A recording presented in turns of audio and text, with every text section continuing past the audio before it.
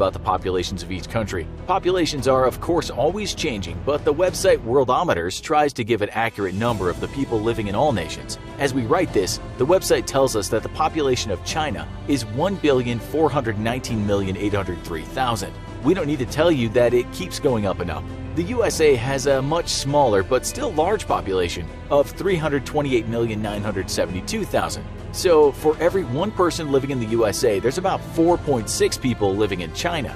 Given that massive population, does that make China the most densely populated country in the world?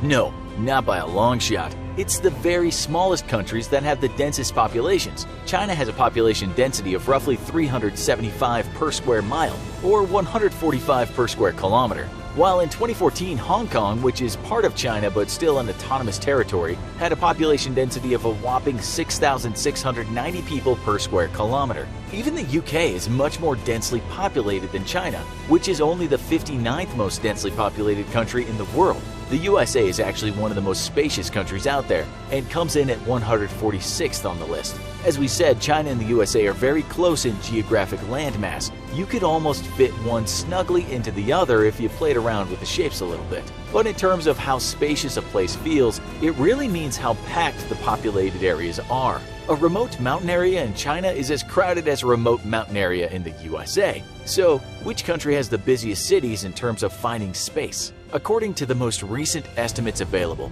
in 2018, New York City was the most populated city in the USA, with 8,399,000 residents living there.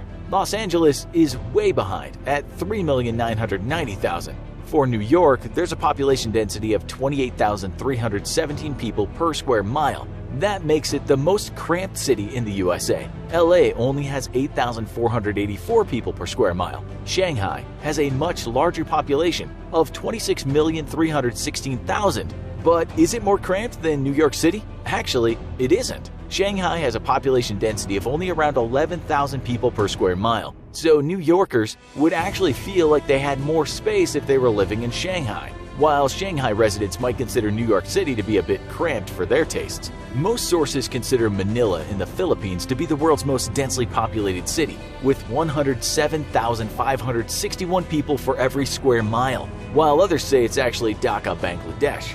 Shanghai, by the way, is 2,448 square miles in area, or 6,341 square kilometers. New York City is much smaller, at only 468.48 square miles, or 1,213 square kilometers. These are each country's biggest cities in terms of population, but there is a long list of Chinese cities with populations bigger than New York.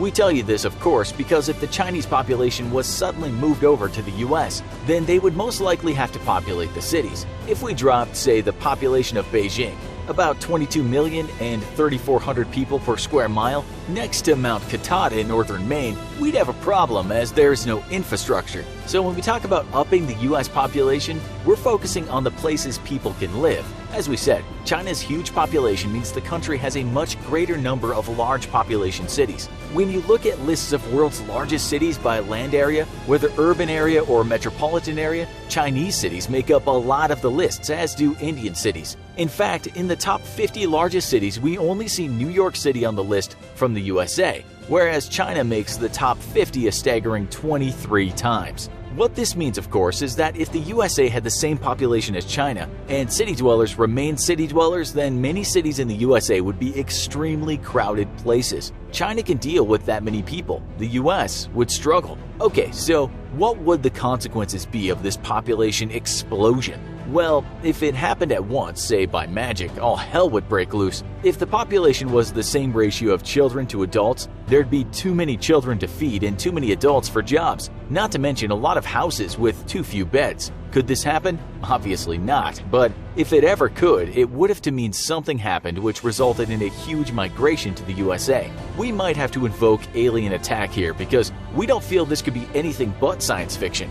According to the IMF's World Economic Outlook database, the nominal GDP for the USA in 2018 was the highest in the world at $19.39 trillion. China was $12.01 trillion. If we look at this in very simplistic terms, it should mean there's enough cash in the USA to feed a population that was the same as China's. Although massive changes in the allocation of funds, new taxes, and changes to monetary policy would have to happen. Still, there's little doubt this new population could eat. It would just mean some growing pains for a while. Let's say things were straightened relatively quickly thanks to American ingenuity.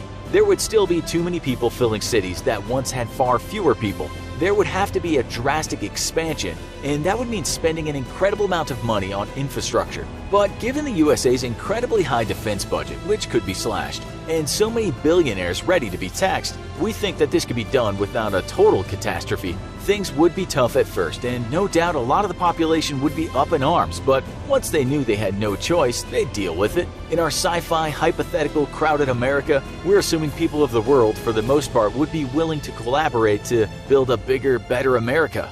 One of the very real problems with this influx of new folks would be the degradation of natural spaces and depletion of resources. As Jared Diamond points out in his very real book, Collapse, parts of the USA are already suffering from the overconsumption of natural resources and the negative effect this is causing on the environment. More people means more pollution. It means more polluting industries, more cars, more houses, more degradation of farmland. There would no doubt be some scarcity. Fish-depleted rivers would need to be filled. People might even have to learn how to be more self-sustainable. People would also have to put their trust in the government, and a whole group of roundtable experts would have to get busy coming up with ways to accommodate these new folks without taking the USA to the brink of collapse. Diamond points out that societies have completely disappeared in the past because there just wasn't enough resources to accommodate a growing number of people. But the point he makes is that collapse in hindsight was probably always avoidable had those societies been savvier about overconsumption and the sustainability of natural resources. Some societies chopped down all their forests in part so they could build monuments to show how strong they were.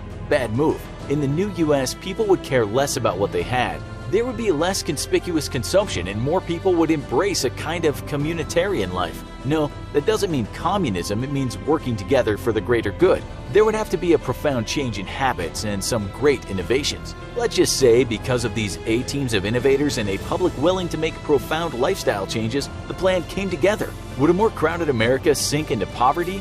We think the answer is no, not at all. More people means more brains, more innovation, and you work with what you got. Sure, parts of America that have been historically underpopulated would have more people, but those people could and would be useful. We call this sci-fi situation the Great Expansion, and it wouldn't be that different from the expansion America saw in the 19th century when wagon trains, many full of immigrants, went west to stake claims in new territory. It could be a catalyst that made people think more about the environment and act in a way that aligns with human progress and happiness. America would deal with the Great Expansion, but modern Americans, like their hardworking forefathers, would learn to find greatness as the country builds a new frontier. Or do you disagree? Would the overpopulation cause groups becoming more insular and lead to war, disease, and famine? Tell us what you think in the comments. Also, be sure to check out our other episode, Japan's Population Problem. Thanks for watching, and as always, don't forget to like, share, and subscribe. See you next time.